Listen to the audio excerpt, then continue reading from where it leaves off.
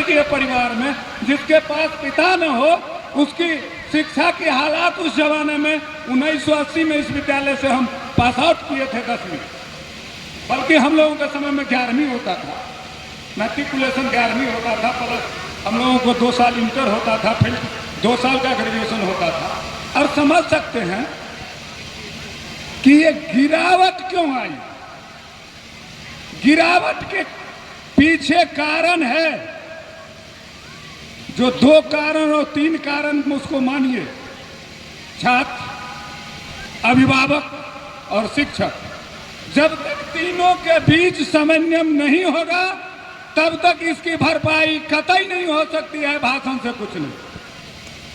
जब तक शिक्षा को तमसो मा ज्योतिर्ग का रूप नहीं दिया जाएगा, इस मतलब को हम गार्जियन नहीं समझेंगे, इस मतलब को जब तक छात्र और छात्राएं नहीं समझेगा कि तमसो मा ज्योतिर्ग में होता क्या, शिक्षा है क्या, अंधकार से प्रकाश की ओर ले जाने की। शिक्षा एक टूल्स औजार नहीं है कि आप नौकरी में चले जाए। शिक्षा सिर्फ एक औजार नहीं है कि आपको बागपटुता आ जाए। सिर्फ एक शिक्षा एक ऐसी चीज नहीं है कि कोई आपको डिग्री को देख करके समझ जाए कि बीए है कि एमए है कि पीएचडी। शिक्षा वो ज्योति है जो अंधकार से प्रकाश की ओर ले जाता है। वो आपके जीवन को आपके खुद के जीवन को अंधकार से प्रकाश की ओर। और जब तक शिक्षा का सही मायने नहीं होगा तब तक ये संभव नहीं। और विद्यालय, मैं बहुत गहराई में नहीं जाना चाहता हूं क्योंकि समय भी कम है। छात्रों को ये प्रशस्ति पत्र भी बांटनी है, तो थोड़ा सा शिक्षकों के लिए भी कह दूं और थोड़ा छात्रों के लिए भी कह दूं। वैसे तो सैद्धांतिक तौर पर ढेर सारे बात कहते रह जाऊंगा तो समय नहीं। अब सवाल है कि हमारे शिक्षक बंधु भी अपनी जवाबदेही को ग्रहण किए हैं। मेरा कथन है कि आज सरकार द्वारा प्रायोजित कार्यक्रम के तहत अभिभावकों को भी बुलाया गया, फिर भी जो उपस्थिति होनी चाहिए इक्के दुक्के परिवार के अभिभावक के बाद हम नहीं देख पा रहे हैं कि परिवार के अभिभावक लोग आए हैं। और अभिभावक लोग नहीं आए हैं तो आपका जो कथन है वो गैप कैसे मिटेगा जब एक दूसरे के बीच संवाद नहीं होगा। छात्र कहां मिसबिहेव्ड हो रहा है, उस परिस्थिति में हमारी क्या दायित्व है और आपका क्या दायित्व है, ये एक दूसरे को जब तक नहीं समझेंगे तब तक इसका निदान नहीं होगा। और छात्रों के द्वारा बुलाना चाहिए। मेरा अपना मानना है कि विद्यालय के शिक्षकों को सबसे पहले एक तो विद्यालय विद्या की मंदिर होती और उस मंदिर का पुजारी आप, अगर पुजारी सही से भोर में उठ के पूजा अर्चना न करे, तो हमारे पत्रकार बंधु भी हैं, तो आने वाले पुजारी जो बाहर से आएंगे वो क्या अच्छा से जो है सो मन के तिरोहित होकर के वह पूजा अर्चना करेंगे।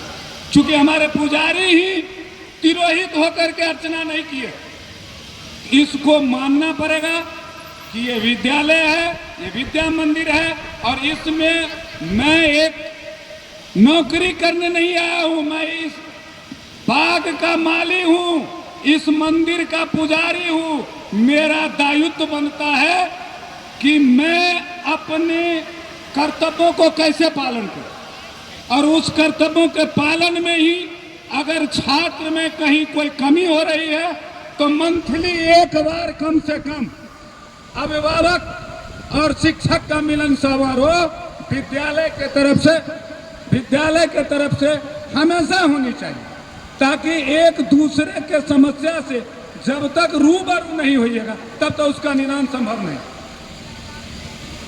और रही दूसरी बात कि छात्र लोग अगल बगल कहीं रुक जाते हैं, कहीं अन्यत्र हैं, तो ये शिक्षक लोगों का भी दायित्व बनता है, ये प्रधान का भी दायित्व बनता है कि हमारे विद्यालय के 100 मीटर सर्किल में, यानी 100 मीटर के परिधि में अगर कोई छात्र मेरे विद्यालय का कहीं रुका हुआ है तो उसका भी हम अवलोकन करें, उसको वहां नहीं रहने।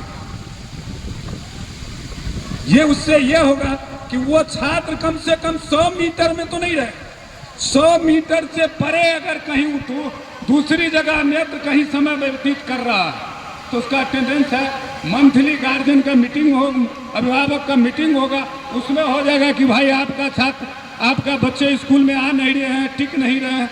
और संवाद कैसे कीजिएगा जब तक छात्रों के बीच गार्जियन आके विद्यालय में ये उनको लगेगा नहीं कि मेरा छात्र अच्छा कर रहा है, तब तक वो कोचिंग से मुंह नहीं मोड़े। और ये बात तय है कि कोचिंग से ही अगर बहुत बड़ा इंटेलिजेंट हो जाता तो ये विद्यालय की आवश्यकता नहीं होती। तब तो किताब में सारी बात लिखी हुई है, घर पर बैठ करके उसको निगरानी करके कहिए तुम पढ़ो, पढ़ करके हो जाएगा। विद्यालय का अहम भूमिका होता है किसी छात्र के जीवन के, और जब तक हमारे शिक्षक अनुशासित नहीं होंगे विद्यालय के प्रति, तब तक हमारे विद्यालय के छात्र और छात्रा अनुशासित नहीं हो पाएगी। और जब तक उसको अनुशासन जीवन में नहीं आएगा तब तक वो शिक्षा का महत्व नहीं कर पाएगा। रिजल्ट लाना, किसी तरह